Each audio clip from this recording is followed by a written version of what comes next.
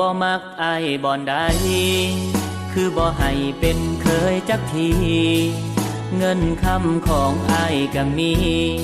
พอแต่ละทีมีแต่ลับตาสั่งมีหลายแนวที่แม่บ่มักอาย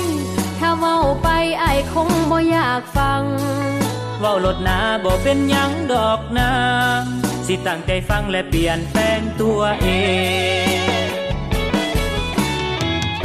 อีแม่บ่มักอายขี่รถไล่อีแม่บ่มักนิสัยนักเลงอีแม่บ่มักคนเว้าอวดเก่งแถมยังเปิดเพลงกวนบ้านกวนเมืองน้องเว้าแบบนี้ยินดีเปลี่ยนทุกเรื่องสิเศร้ากวนเมืองให้แม่น้องภูมิใจขอบใจแม่เจ้าที่เว้าให้เปลี่ยนนิสัยย้อนหักเจ้าหมดใจอายจึงยอมทุกอย่า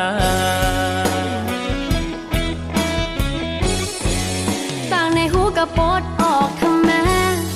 ตัดผมแน่ปล่อยให้ยาวเฮ็ดหยังขอบใจน้องที่เตือนอายอีกครั้งขอบใจนางที่สร้างให้เป็นคนดี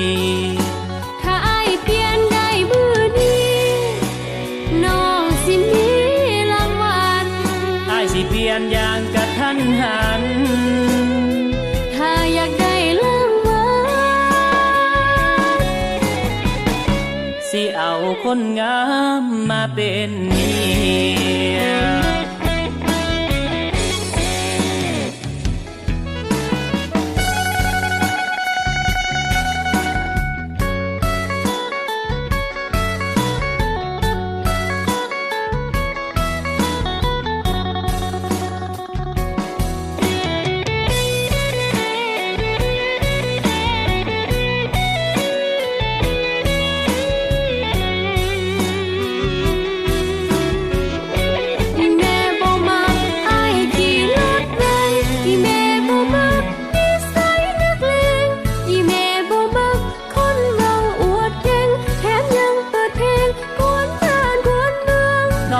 แบบนี้ยินดีเปลี่ยนทุกเรื่องสิเศร้ากวนเมืองให้แม่น้องภูมิใจ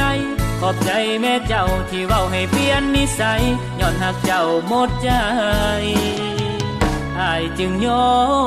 มทุกอย่างต่างในหูกระปดออกทำแม่ตัดผมแน่